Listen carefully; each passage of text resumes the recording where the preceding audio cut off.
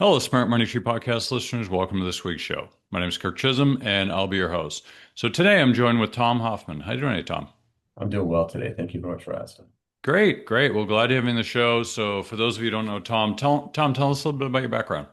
So I'm an attorney CPA. I've been practicing law for 34 years, and I primarily focus my practice on business succession planning, complex estate planning, and asset protection planning, which all sort of merge together. Nice. How'd you get into that field? Well, I went to college at Penn State, decided I took some tax courses. I liked it, went to law school because I like tax courses, worked a couple of years at Ernst& Young, got certified as CPA, and then came to Knox Law Firm and started working on succession planning with the senior partners when I was a young attorney. Nice, nice. So, when you get into like state planning and advanced tax work, there's a lot of different areas you can get into. So, why'd you get into this area? What's so interesting about succession planning, estate planning? Uh, it's always different. It's very unique. And one of my friends asked me the other day, what is the most rewarding thing you do in your practice? And the most rewarding thing I do is helping families successfully transition their business to the next generation. And that is what I go to bed at night thinking about and wake up in the morning thinking about. Nice. So, running a business obviously is very challenging. And if somebody's able to actually build a business and grow it, um, first generation tends to be a certain breed of person. Second generation is a little bit different. Third generation is is definitely a little bit too far removed, statistically anyway. So, what should business owners be thinking about if they're looking to succession planning for their business? So what I think you were sort of alluding to there is that it's very challenging to have a family-owned business succeed into and after the third generation. We have a number of clients have done it. They are limited, and they have been lucky. They've had one person in successive generations. The family agrees is that should be the CEO. They should be the ones that should run the company, and they have been tremendously successful. That definitely is the exception and not the rule. It's a small percentage. So what families should think about and what oftentimes they stumble over is what is the goal? What's the goal of the family? What's the goal for the business? And we have found, and particularly worked with Ernst& Young on this project, that 70% of business owners would like to keep the business in the family. However, only about 20 to 25% of children are in a position to successfully run the company as a leader of the company, CEO, president, wherever it might be.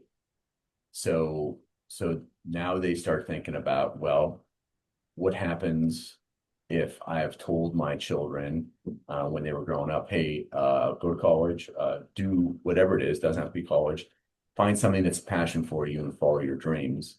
And most baby boomers have done that, and the next generation as well, Gen X. And what happens is that they roll around to their retirement age when they're thinking about that they want to have more time, they've worked hard, and they don't have anybody to run the business who's in the family. And so that becomes a crossroads. I think that's also what you were suggesting of what to do next. Yeah, I mean, how do you approach this with people? You've got this big important issue. Do I sell or do I keep it in the family? And, how do I divvy it up? How do we deal with the next generation? How do you address this with people?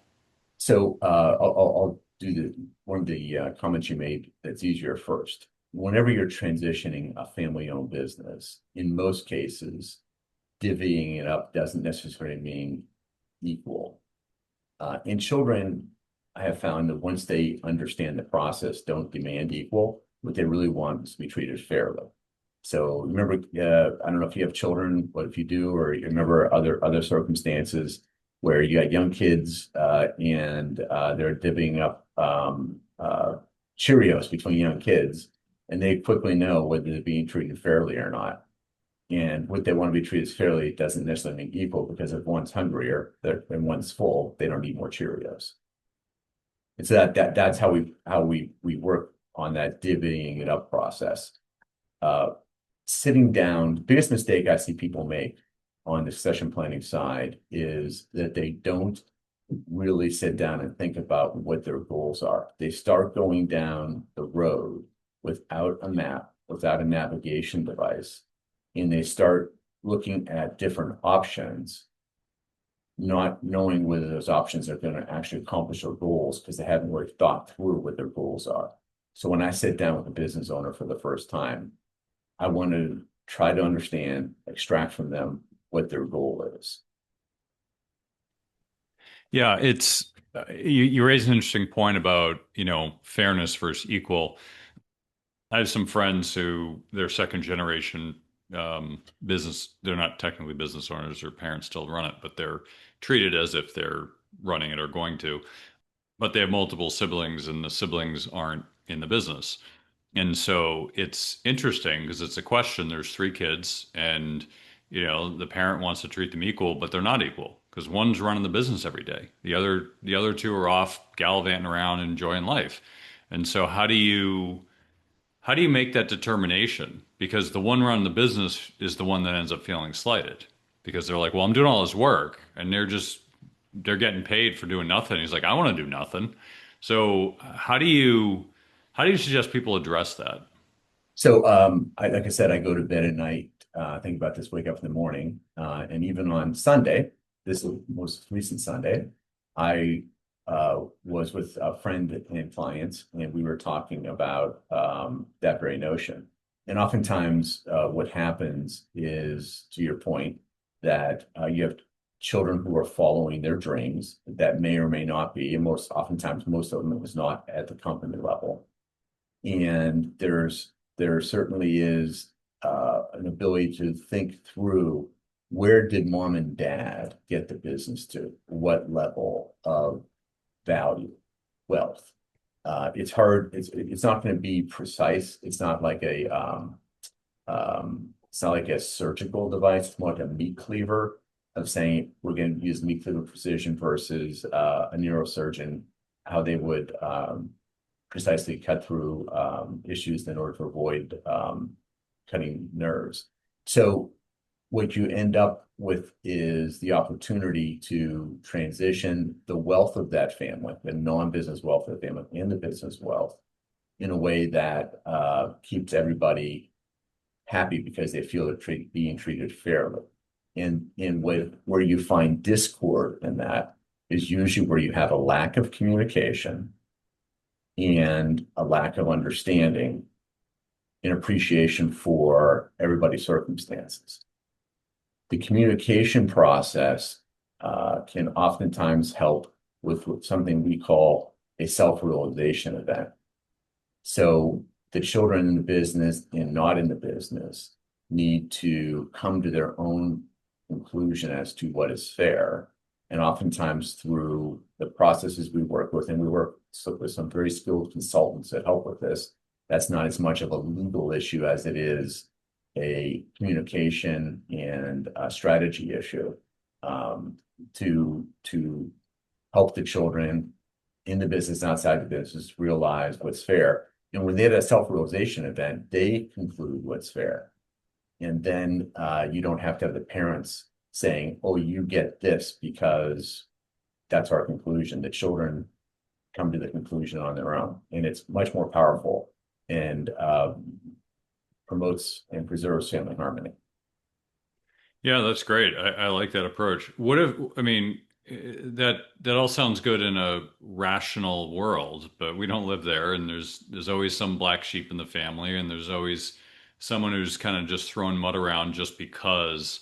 Um, so how do you deal with the irrational people that it doesn't matter what you say, they're just basically causing problems, and they're not going to come to a rational agreement. So obviously, every family that we have, and I've been doing this 34 years and done 6,000 plans, has cancer. Every family has mental health issues. Every family has substance issues. And oftentimes it could be sort of a mental health problem, right? Somebody who's not being rational um, could be that. It could also be sometimes these issues get layered back to when they were young, and there's a lot of family unpacking to do. So we don't do that. We have very good business consultants who work on that. And if it's really, let's say, a clinical issue, then it could go on to counseling or other medical health issues through a doctor of psychology or psychiatry that can help through that process. That is rare. Most people, once they begin to understand what is fair, are good with it. And again, I get back to the notion that 95% of children want to be treated fairly. There's 5% that's not going to agree. They may get help, they may not, and we can't change it. Yeah. So with the 5%, you just kind of move forward and assume that no matter what, they're going So to be in some unhappy. cases, you mentioned three children. Yeah. Uh, if you have blessings of three or more children, and you really feel the need to do everything equally, and the one child is the black sheep, knowing they can be outvoted by rational can help cross that bridge. Also, maybe that if the parents are insurable, you get a life insurance policy to help fund assets for that child. That child gets a higher share of the non-business liquid assets. You try to use all those tools to resolve that situation and preserve the family harmony to the extent possible. Yeah. It also brings up the question of, next generational involvement. Because I think with some people, they're just like, I don't want anything to do with the business. And it's easy, you just sell it and divvy up whatever's left. But, I think there's frequently either one or more people that want to be involved in it, or a strong parental wish for the family to keep on with the business. It's And can I, can I, sometimes, can I yeah, pause you there because you said some really important things. yeah, and Uh, go ahead, and I'll just finish the what I was going to that sentence, and I was going to say, and sometimes people do things, they continue on the business even though they don't want to. So oh yes, that's devastating actually. yeah, That causes so I'll pick on the World War II generation, and they oftentimes would put the yoke over oftentimes the oldest son's head, yeah, whether or not, and I would say sometimes rip his ears off because maybe he should have been a doctor or a musician or some other area of life. But his last name was Smith, so he was the oldest son, so he got stuck running Smith Family Enterprises. So what we've seen, I mentioned a little earlier, is that the baby boomers and succeeding generations learned a lot of that lesson and suggested that their children go out and follow their dreams. What you mentioned, I forget what exact words you used, but it was the children don't want to be involved in the business. I like to say we came up with this idea on our own, but we weren't smart enough, but our clients were. We had several clients, probably around 2008, 9 timeframe, who said, you know what, my children follow their dreams. I'm at a crossroads and I want more time. And I want to not be in the business all the time because I'm 55, 60, I've worked at it all my life. Sometimes they're seeing the first generation, they could be the third generation.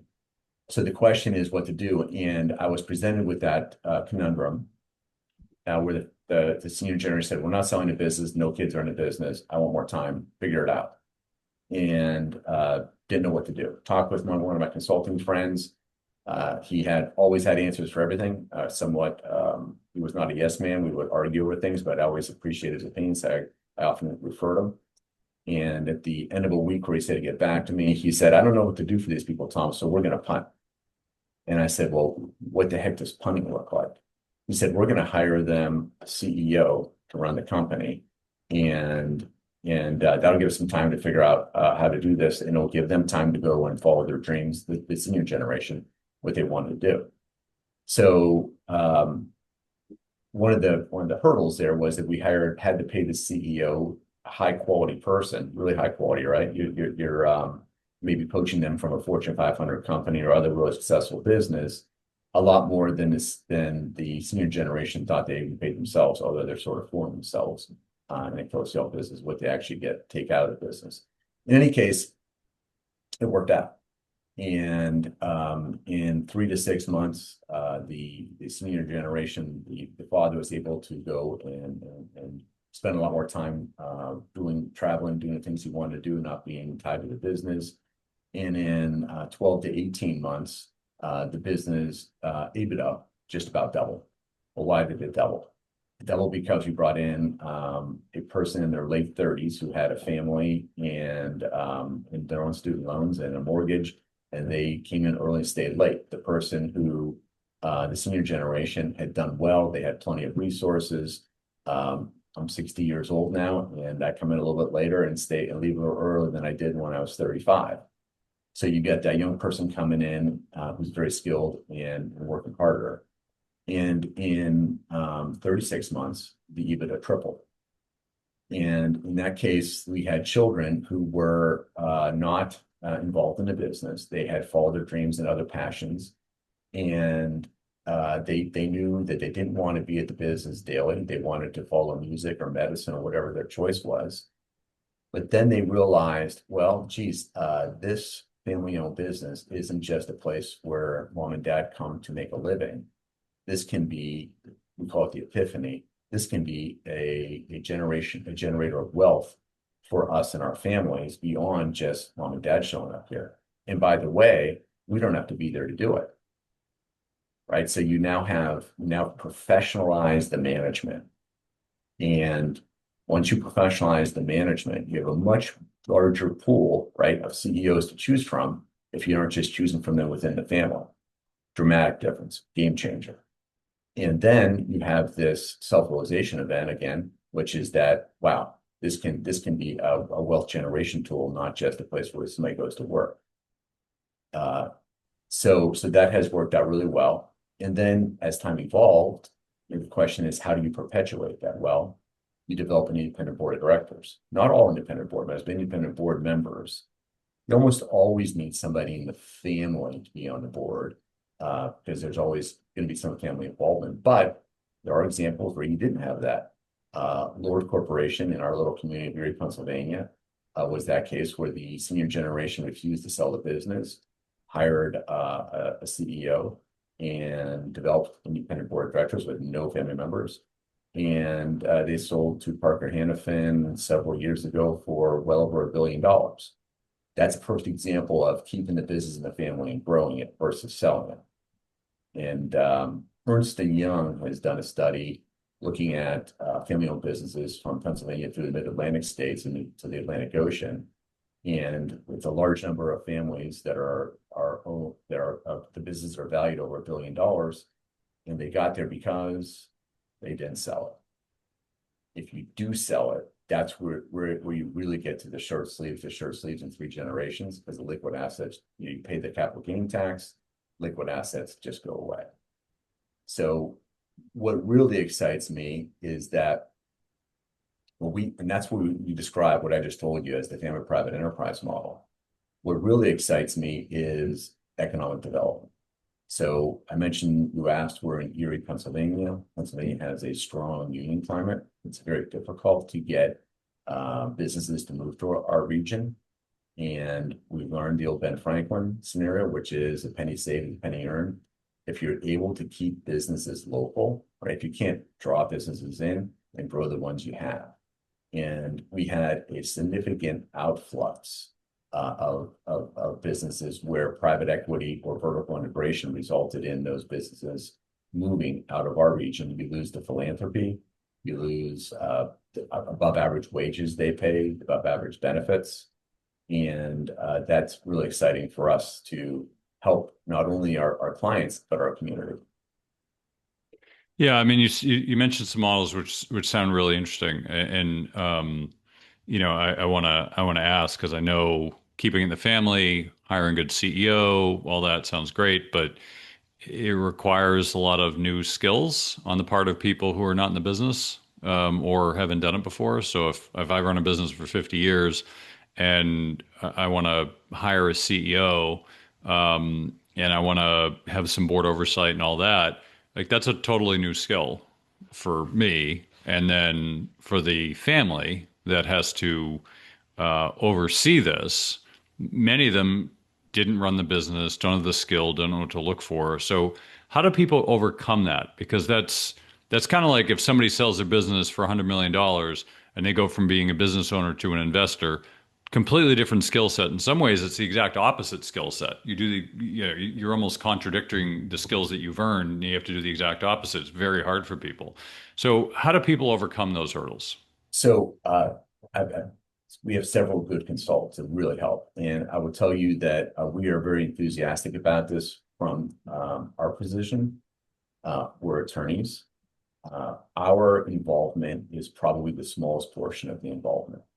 There are several consultants that we work with. I'm happy to share with anybody who wants references to them, who go through an in-depth process to understand through an in-depth interview process between the family, key employees, and other important people in that process, the culture of the business, and recruiting the right CEO to bring in and coaching, to your point, coaching the family and the new management team how to work through that process in order to shift from being the CEO of the company to being more of a chairman of the board, and then eventually giving that role up as time rolls on to family members and independent board members.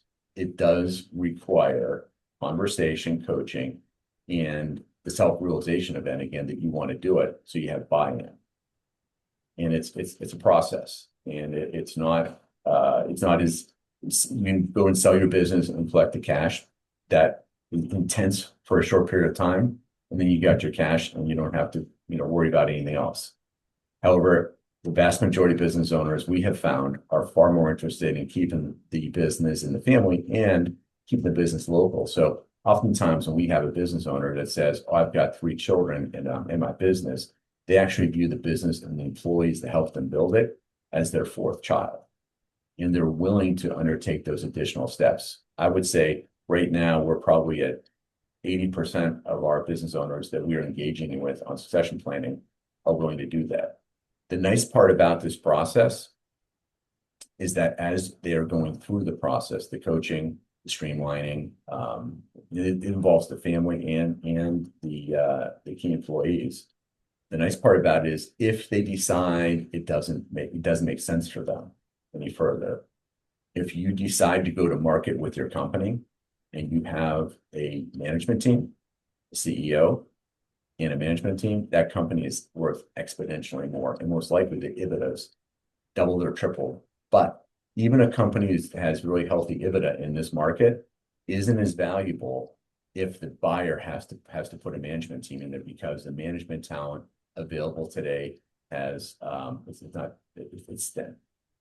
And I had a client call up. There was a mental health issue, and they need to sell their business. And I said, "Is there the opportunity to have a management team?" And they said there isn't one. And I knew several large investors, and they said, "We're really interested, but we don't have a CEO to put in place, so no thank you." So the nice part about that planning process, it's a continuum, and it doesn't preclude the sale of the business. It actually, in all cases so far, I guess you can't not going to bat 1,000 forever, but in all cases so far, it has substantially increased the value. And some clients that really want to keep the business in the family because they've developed that management team got such an incredibly large offer that they decided to sell. But so the nice thing is it provides that additional opportunity. Yeah, we are in an interesting time where multiples are through the roof. I can't speak for every industry, but I know our industry, it's crazy. The public stock markets are crazy PEs. we're in interesting times, and in some ways, it's really hard to turn down obnoxiously large offers, um, because even if you pay the taxes, you're still making out a lot better, um, than not. But then, like you said, it brings up this other issue of now people have this pile of cash, and if that cash is not tied up, then people tend to use it. Um, It goes away. yeah, it does. It does. But even then, I mean, I've talked to a few people who are part of um, large family businesses that were sold, and multiple generations, large wealth, and they all kind of come together, and they meet periodically, and they talk about what to do with it, and they've figured out a good system. I think the Rockefellers are one of the first ones to have kind of pioneered this kind of model, but some of the other large family wealth, like Fortune 500 companies, Family have office type things, right? yeah. So talk a little bit about that. Like, what should people be thinking about if they're in that bucket? Like, what are some So, best practices? so what's interesting is we have found that family offices are a very rich source of patient capital to invest in this model. And so we're working on a project right now where that may make it even easier. So family offices, oftentimes they do what you said. They have the family, they come together and they develop their own strategic plan, their own family model for how they're going to manage that wealth. I don't think I'm not a big fan of private equity. Oftentimes they've gotten fatigued with private equity because they get made promises and it doesn't work out as well as private equity says. So they are actually looking to do direct investing back into family businesses, somewhat because of potentially seller's remorse and also because they want to get rid of the middleman. And it has helped uh, families that own those businesses by having a family office inject money that where they take a significant capital position in that company to keep the business. And you were mentioning earlier, sometimes it's good to have the extra cash, right? It can relieve stress, make you not worry so much about the future. Sometimes we call that swim to shore money, where the family business, they want to keep the business in the family, but they really don't want, I call it, they want the gerbils to stop running on the guaranteed debt, all the things that go on with the family business. And your financial advisor can say, if you got X dollars and we invest that in a diversified portfolio that makes sense for them, we know you'll be okay, even if the business goes belly up. So the theory on swim to shore money is if you can see shore, you feel comfortable that you're not going to die from drowning, even though we know that you probably can't swim to shore, but the human nature of being able to see it thinks you can't. So the family office is a very interesting tool. It's been a great way to preserve the wealth as you put together, you take that big bucket of liquid assets. They come up with a strategic plan, how the family is going to invest, what the family can receive. And I've seen plans where it'll say, okay, they're in a trust, which we're a big fan of, a multi-generational asset protection trust, and it's really good. It's GST exempt. It says, okay, we're going to support your family if you're between the age of 30 and 20 and 30 at this level, 30 and 40 at this level, and 40, 50 at this level. And there are different plans if you have $100 million or if you have $1 billion. It's flexible and it brings the family together. And whether it's the family office or if you're doing a family enterprise model where you continue the business, you have success when one or more of the family members says this. So either the family office that is in a sold business and it's a small community, or you continue in the business and they sponsor the 4th of July fireworks. And when one or more of the family members say we sponsored it, the notion of we is where they have the buy-in because they participate in it. They've got skin in the game. They want to continue it, and they think of the family office or the co-sale business as them being an important part of it, even if They're not on the board, even if they're not an employee or officer of the corporation or the family office. Nice. So as we get close to wrap it up here, what are some final thoughts people should take away from this when it comes to succession planning? So what I would highly encourage in succession planning is that, to the best of my knowledge, very few, if any, people get this option. The option of saying, if the family doesn't have somebody who can run the business, almost always, I say 90% of the time, they get told either to sell it to a key employee, do an ESOP, or sell it to whoever the highest bidder is. There is another option.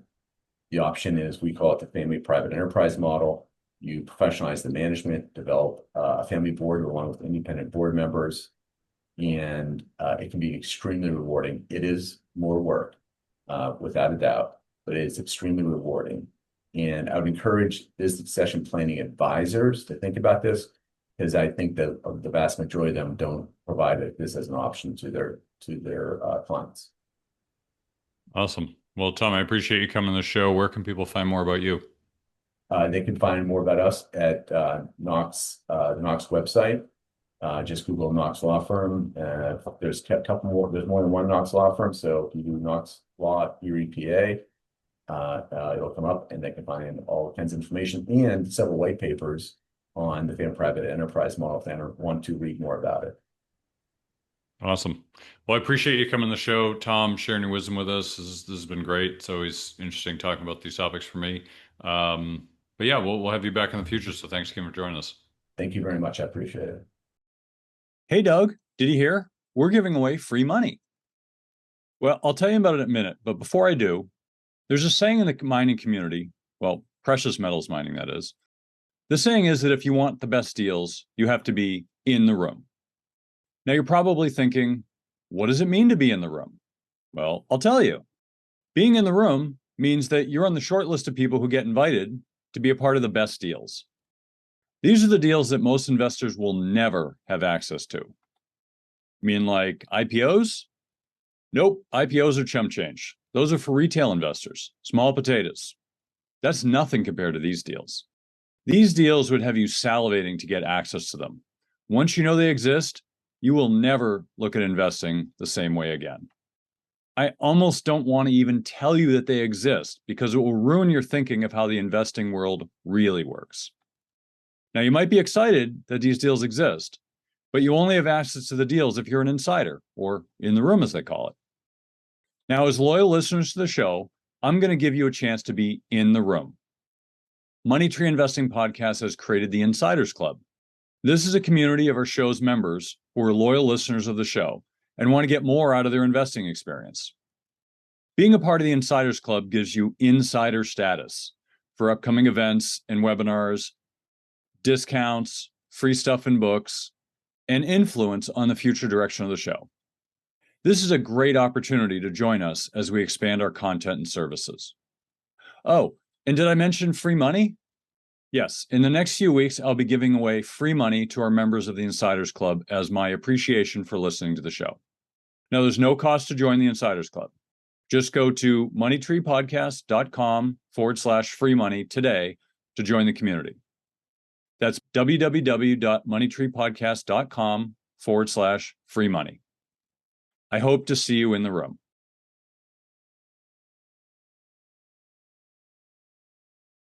All right, that was a great interview with Tom. Really appreciated him coming on the show. Now into the panel portion of the show. We have our very own Barb Freeberg. Hey, Barb. Good morning, Kirk. Happy to be here. Yeah, glad to have you. Well, it's just me and Barb today. So Barb, what were some of your thoughts from the interview? Dealing with kids and money, kids and families is challenging enough. Then you throw in having a successful family business and how you cope with that. I think we had a lot to learn from our guest and how you navigate that and what are the questions.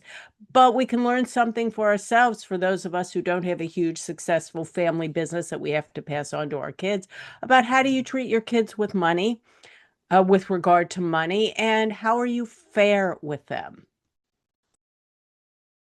Yeah, so let's dive right in here because the kid part is it's really interesting. I mean, I've got two young boys, teenagers, and going through this right now. So I'd love to hear your thoughts, Barb. Like, we're talking about all this with a business, with just, financial savvy. How'd you do it with your kids? Well, we only had one child. So, although we weren't wealthy growing up, we had enough. And so we had to be very mindful that she was not spoiled and she was financially savvy. So, starting at age 15, she had to work. She couldn't get a paying job, so she had to find volunteer work. She found volunteer work, and I drove her to the volunteer work every day, which wasn't super convenient for me, but I think it worked out well for her. At age 16, she started working. So built those values in at the beginning. So that was the first foundation that we built with her. Nice. Yeah. I got two boys, and they're both starting to get interested in money. My oldest is wants to start a business or run a business. My youngest just likes money, but he's still young. Um, so I started teaching about the stock market recently. I'm not sure they're super excited about it, but that's okay. That's still lessons they need to learn.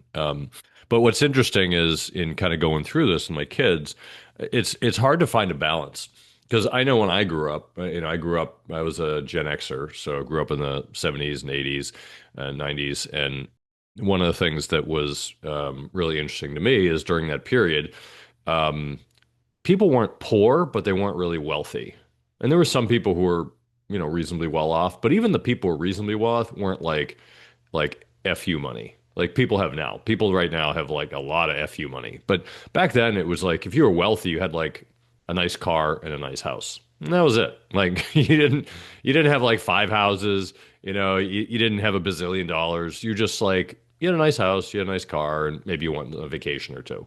But it wasn't like obnoxious wealth. Of course, I grew up in Boston, so there's definitely some Yankee money in Boston. But withstanding that, um, now there's a lot of what we call nouveau riche, which is the new rich, and it's interesting because growing up, um, the environment, the culture we grew up in was like you wanted to be wealthy.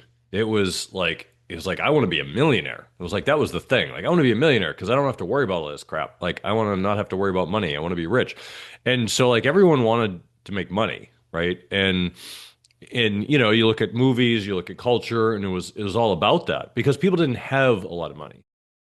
But and then they had the shows like Lifestyles of the Rich and Famous. They'd show these uber wealthy people, and it was like, oh, I want that. I want a yacht.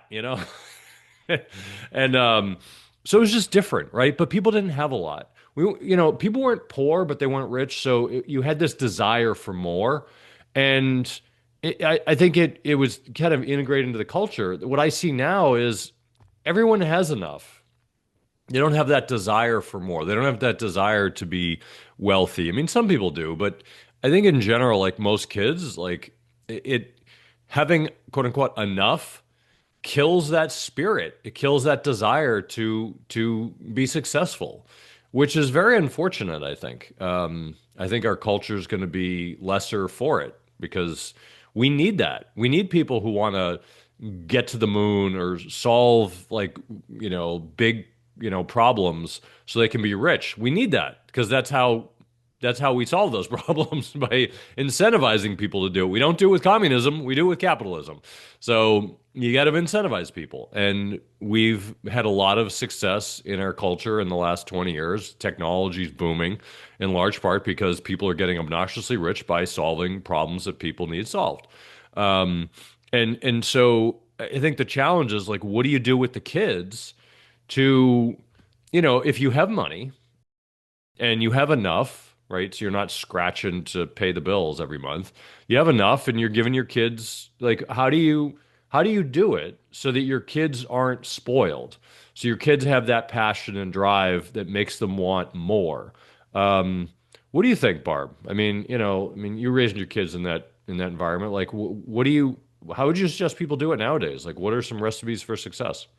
That is a fantastic issue, Kirk, because the basic key is your kids can't have everything, whether you can afford it or not. And I will tell you, I remember a story. My daughter was in high school back in the, I don't know, I think it was in the 90s, something like that, early 2000s. And we were shopping for some boots. And we went to the local department store, and I'm looking at the prices on boots. And I saw a mother and daughter another mother and daughter, the daughter was about the same age, looking at the same boots that my daughter and I were. And I heard the mother say to the daughter, well, we can't afford these now, but when I get my next paycheck, I will get you these boots. And what I said to my daughter was, these boots are too expensive. We're not buying them. You can find a pair of boots that cost less money. So it wasn't a question of if I could afford them. Look, I could have bought her the boots, no big deal. But my goal with our goal with our daughter was you cannot have everything. I don't care what you want. There are certain limits you're going to have. Now, when you grow up, you have your own money, you buy whatever you want. But while you're under our roof, there are parameters between what you can have and what you can't have. And that was how my parents were. Look, my parents were not wealthy when I was young at all. And, we'd go on a family trip to Sears to do our shopping. And they were like, no, no, you're not getting this. You cannot have this. You could have this, and you can get whatever. And I think the core of smart money parenting is to set limits when your kids, make them understand if they want something that's beyond the essentials, they have to work for it or they have to wait for it, but they're not getting it right now. Yeah, it's interesting because I know, raising my kids, they're not spoiled, but we don't make them fight for stuff. Like I think as a kid, like, when I was younger, um, I'm a Scot, so we're thrifty. My wife's Dutch, so she's cheap, but we're thrifty. And when I was growing up, it was, my parents had enough, so they could have gotten us what we want. But there was always this element of you gotta, you know, patience. You got to take time. You got to save money. You got to like, my was stuff wasn't given to us. Like I was able to do what I needed to do on a basic level. So, my dad's philosophy was you either get a job or you play sports. If you play sports full time, you don't need a job. You can't do both. And school and sports, and he gave me enough for a subsistence kind of living. Like, I could buy food and go out with my friends, but I couldn't go buy like a car. I couldn't go buy something expensive. If I wanted to buy like a video game, because back then video games were a big deal. I think they're like $50 for like a game, even back then, which was a lot. Or maybe it was 25. I don't remember. I think it's 50 now. But anyway, maybe it was 25. But that was a lot of money. And I had to save up for like months just to get one game. And but that's what people did. You just saved up and you're like, oh, which game am I going to get? And you sit there in Toys R Us, your face plashed against the screen. You're like, look at all these games. And there was like this wall of video games. You're like, oh my God. Like if I could get these, it'd be awesome. And it was just you had that desire built up because you couldn't have everything. Now kids can just get whatever they want. It's cheap, it's easy. And I think it's hard to build that incentive. And so, growing up, I had enough to like go out with my friends, but not like party. And so it built that desire because I wanted other things. Like I'm not a stuff guy. Like I don't need things. I like experiences. So I'll pay for trip, but I don't really want to pay for stuff. A, because it's junk, and B, it doesn't give me any joy to get stuff. But everyone's different. Some people, gifts are that. So I have a young child who his love language is gifts. So how do I instill in him the being thrifty uh, and not giving him a gift when his love language is gifts? And if anyone's ever read that book, Five Love Languages, you recognize that withholding that love language is like It's like the worst thing you could do. It's like punishment. It's like if your love language is touch and you have a parent that like smacks you, it's like the worst thing you can do. Because you're taking a very sensitive thing that they want and you're reversing it. So withholding gifts is kind of that thing. So I've always been very mindful of my youngest because it's not about the money. He doesn't need expensive stuff. So like when he was really young, he just wanted like a lot of little like stuffed animals, and they're not expensive, but like just he wanted the stuff, and it's really hard to um it's really hard to balance that. And we had a lot of conversations with him about it, and it's really hard. My oldest, it's not he gets no joy out of getting stuff. So, there's a lot that goes into this, but I think one of the things that I find with kids is how do you instill the best values? So you can instill the values of money has, value and there's only a limited amount of it. That's hard in this society, but there's other things too. Like how do you give people the life skills to balance a checkbook and to run a business and to, save up enough for the things you really want? Like what have you done, Barb, in your life that have helped with things like that? Well, personally, I was always money driven. So like you, I wanted to be rich. That was important to me. When I was 16, I started my first own business. So that was kind of inherent in me. Now, my daughter's not hugely entrepreneurial, but she's an extremely hard worker. And that was not innate.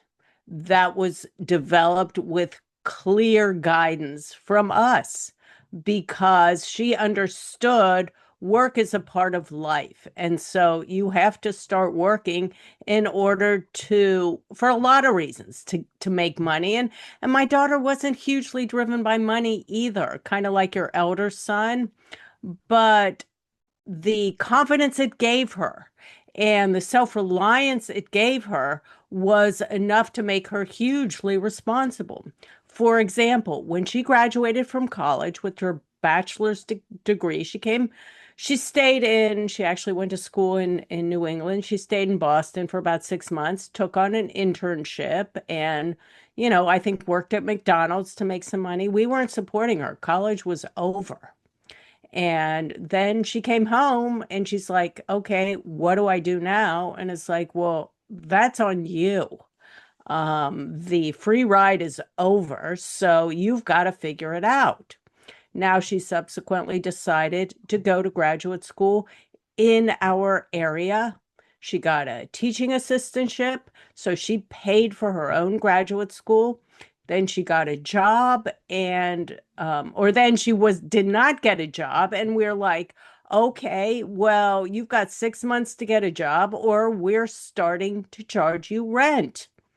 And she got a job, she moved out, and she has not come back.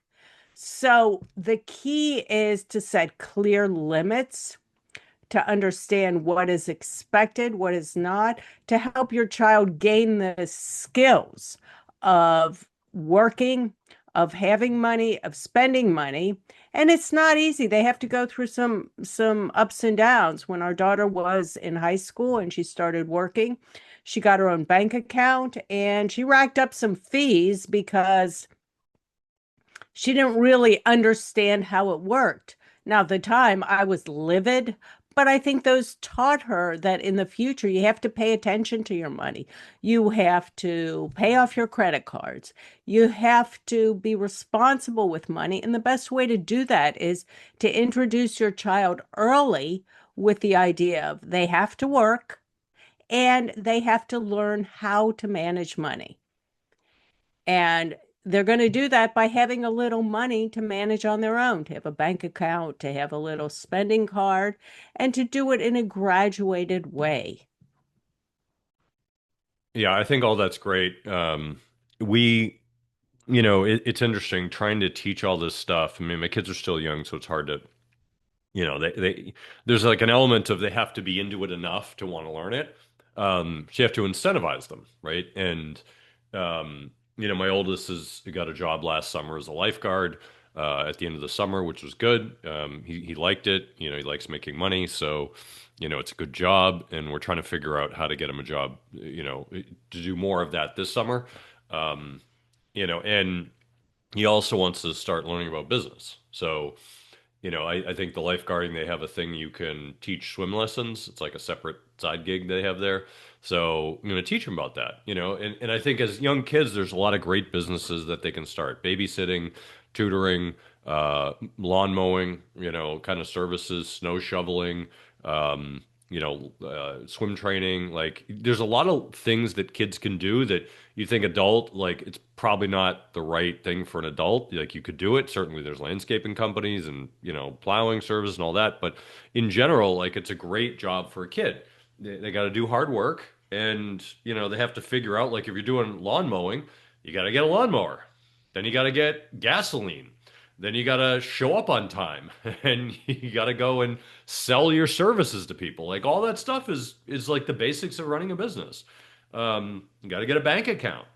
Like all these things, I think are great first steps for kids to learn so that they can start learning the necessary skills in life.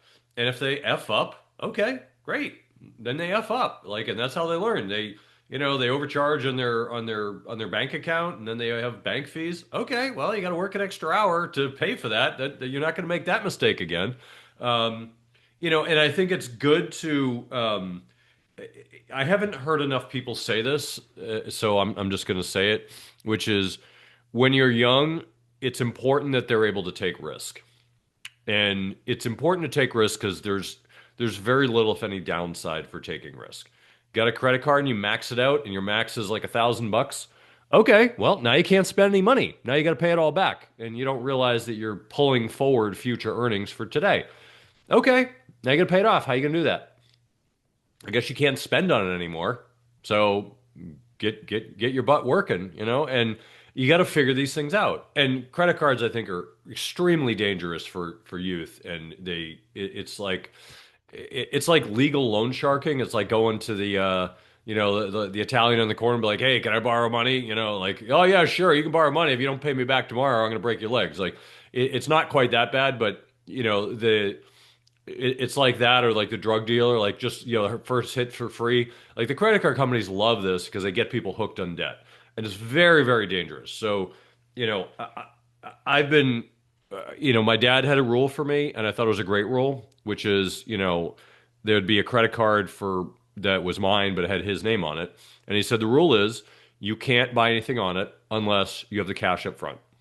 That was his rule. If you and he basically I had to give him the cash, so he would pay it, but I would use the card. So back then it was mail order. Like there was you bought stuff through mail order magazines. Like you didn't, you know, if I wanted to buy like whatever a BB gun, I had to like get it through the mail order. I didn't go to the store because it's just not the way it was. So anyway, so I got this stuff through the mail, so I needed a credit card. You know, you could do checks, but then I had to mail the check. They had to receive it. They had to cash it. It was like an extra, you know, 3 weeks to get the thing I wanted. Credit card, I can get it right away. It was like crack, right? So my dad's rule was, okay, we'll buy it on this credit card, but you have to give me the cash before we order it. So if I had the cash, I gave it to him, and we ordered it. If I didn't have the cash, he's like, keep saving, and that was the rule. And I think it was a great rule. Now it's just too easy. Everything's on credit cards, and it's dangerous for kids to learn this stuff. But I think having firm rules is really important, but also giving the kids the chance to fail. So, you know, like running a business. Like I when I was a kid, I had a chance to mow my neighbor's lawn, and I thought it was cool. So I showed up and mowed the lawn, and then I didn't do it next time. And they're like, "Where are you?" And I lost the chance. And I didn't really care that much.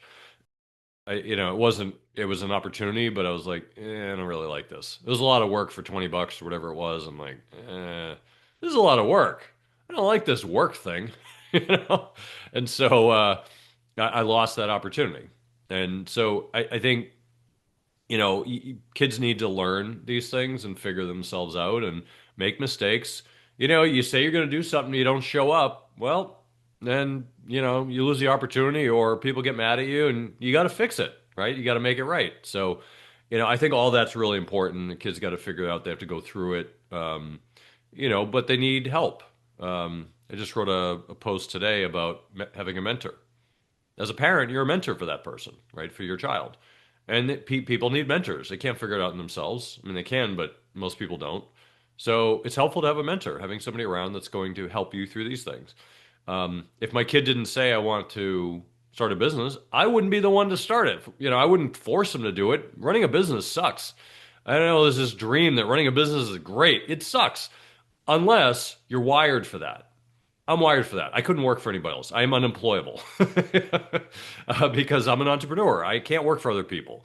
And some people are wired like that. And if you are, that's great. If you're not, don't try to do it. It's not easy. It's harder than being an employee. So, I think it's important to respect the child for who they are and what they're capable of. But they still need to learn the basic lessons.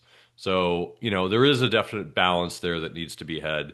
And I don't think there's one size fits all for any child. Like my youngest, he'll figure it out on his own. And, I'm there if he has questions, but, he's not going to ask me because he's going to figure it out on his own and he'll make his own mistakes, and that's okay. My kids have made mistakes and like, okay, we were applying to school for my youngest, and I said, you should apply to 2 or 3 schools. He's like, nope, I'm going to this school. Like, what if you don't get in? He's like, I don't know. I'm like, okay, you should think about that. Like, we think you should apply to 2 or 3 schools, and here are the schools. I said, pick the schools, and he's like, I'm not going to interviews. I'm like, okay, I guess we're just applying to one. We're gonna cross our fingers and hope you get in, because like that's really not smart.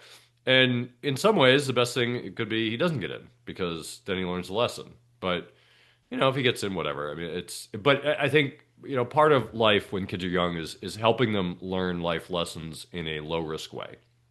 I think that's really important, because if they're able to do that, then they can really they can do really well. But I think it's hard as a parent to figure out the best path for each child. As we kind of wrap it up here, Barb, what else do you think people should be thinking about with kids and business and finance? One of the greatest lessons to learn is what you don't want to do as a type of, adult work, and what you do want to do. And one of the best ways to learn that is trying different things when you're younger. When I was very young, I said to my dad, I want to start working. So he put me to work in his office, filing stuff. Okay, note to self, that sucks. That is horrible. I quit and grew up and knew I'm not going to be a filer. Then when I was older, I love interior design. I still do to this day. So I got a job with an interior designer. But you know what my job was? Putting fabric samples back. That was not fun either. It's just like kind of filing with fabric. So again, not going to do that. My daughter's first jobs were working in fast food. You think she's working in fast food today? No. So don't be afraid of encouraging your kids to work in wherever they can, whatever they want to do. There's no such thing as a low prestige job, because you're going to learn something, your kid's going to learn something, and it's going to give them data and information. And just one last story. Another thing I love to do, I've loved to sew my entire life. So when I was in college, I wanted a job. So I went to a local clothing store. I said, hey, I can be your alterations person. So they sent me home with my first alteration. I did it. I brought it back, and they said, this is not right. You're fired. Well, I learned, although I like to sew and I thought I was good at alterations, I'm not of the level that I can work and get paid at alterations. So to wrap it up, I've gotten fired many times. And from those firings, and my daughter's gotten fired too. from those firings, you learn so much. From trying a variety of different jobs, you learn so much. And that directs you to what you are good at and what you can get paid for and what you can make a living at. So I'm Barbara Friedberg. You can find me online at YouTube and at Barbara Friedberg Personal Finance. Yeah, that's great, Barb. I think that's a really important lesson, learning the value of getting fired. You know, I think, there's a lot of things in life that people you can look at with two different lenses. Most things in life, right? You could look at it as a failure or you could look at it as a learning experience. Getting fired in general is a good learning experience, especially when you're young. When you're older, sometimes there's nothing you can do, right? They're just laying people off. But if you get fired for cause, like if they're firing you deliberately because you did something, then it's a learning experience. Like Barb said, like you're doing bad work, then you're fired. And maybe they should have taught you a little something, but that's okay. Like if they just put you in front of a cash register and say figure it out, that's probably not a good work environment. But if you're screwing up, if you're lazy, if you're just not showing up to work, like, yeah, you probably should get fired.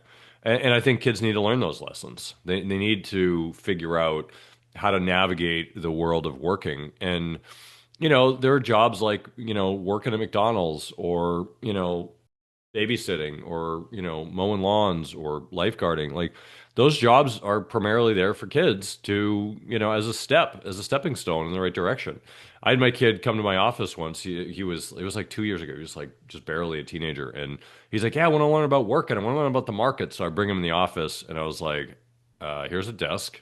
I got some work. I didn't even have anything for him to do because I'm like, what the hell am I going to give this kid? Like he was like 13 years old. Like, what am I going to tell him to do? Like, file shit? I don't even have files. Everything's electronic. Like, I don't know what to tell him to do. Like, go through my emails. Like, he doesn't even use email. Like, I don't even know if he even knows how to use it.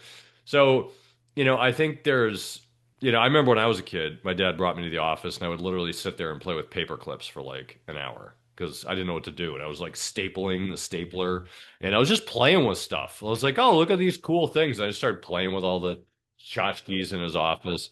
And it was fun, but after the first time, I was like, okay, like I got to go to that place again. And he was an attorney, so he had like a law library. There's a bunch of books. I'm looking at this, I'm like, this sucks. So he had me shred papers at one point, and so I'm just sitting there shredding papers. That's what my younger son wanted to do when he went to the office. He's like, can I shred stuff? I'm like, sure. Here's a whole stack of stuff. Go to town. Um, but I think it's good to instill good habits and good um, you know, and good understanding of work. And so, I think every kid should work. I don't know if the jobs exist now, but so many kids don't have jobs because they don't need to. But I feel like every kid should work. It's just how else are you supposed to learn? You get your first job, you don't even understand. You're like, yeah, I don't like your work schedule. Like, you get a job offer, like, I don't like your work schedule. Can I just not come into work and work from home? Can I don't know. 9 to 5 seems like a lot. Can I take like a 3 hour lunch so I can go meditate and go for a jog? Like I think, when I started work, it was like I work I didn't have to, but in this field, you're kind of running your own business, even though you're an employee back then. And I was like, all right, I'm coming in 7 days a week. I'm coming in at 7 in the morning, leave at 9 at night. Like I just worked my ass off for like years because that's what you had to do. Like, and I barely survived initially because it was really hard. Like nobody survived.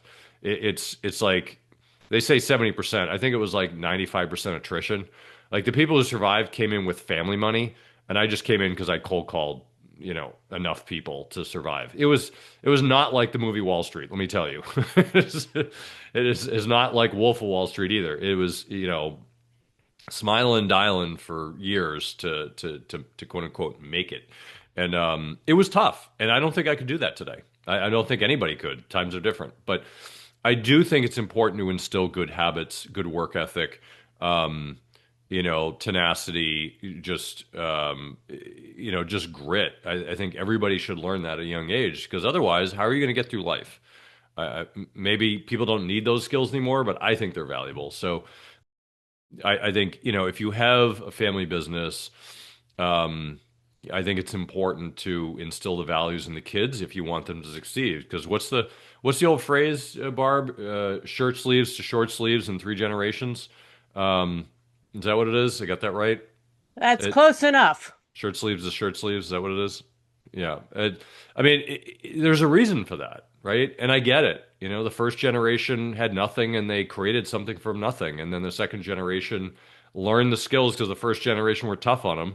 And so the second generation keeps it, and then they don't do a great job raising their kids, and the third generation wastes it. And then they're back to square one. And I think it's all too common, and the people who are able to pass generational wealth down either have an obnoxious amount where they don't lose it, or they just have instilled such strong family values where even though the family has money, they make them work in the coal mines. I mean, whatever they have to do, not literally in the coal mines, but if you ever see that show Landman, it's kind of like that. He has this kid working from the ground up. Learn the basic skills, and you work your way up. I mean, that's how you have to do it. How else are you going to learn? That's the show for this week. Thank you again for joining us on Money Tree Investing Podcast. My name's Kirk Chisholm, wealth manager of Innovative Advisor Group. We don't just manage your wealth, we make your life better. You can find more about me at innovativewealth.com. And of course, you can find me every week here on this show. You can also check out our show at Money Tree Investing Podcast. On our website, you'll have access to the show notes, resources, and the archive shows. Please remember to subscribe on our YouTube channel for immediate access to the new shows when they're released. When you subscribe to the show, it allows us to get access to some of the top minds of investing in personal finance. While you're here, please leave a comment and question if you want us to address it on the show. Have a great week ahead, and remember, no one will care about your money like you do, so invest in your life.